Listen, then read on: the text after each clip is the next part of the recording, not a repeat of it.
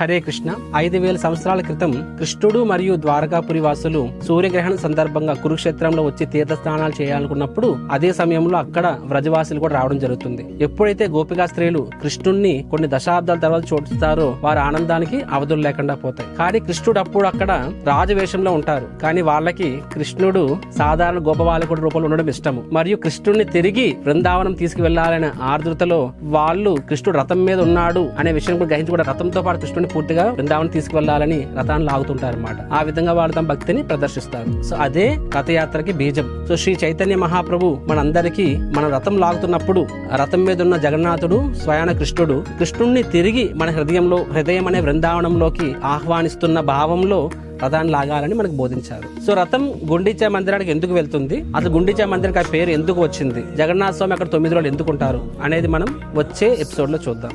Jai Jagannadh.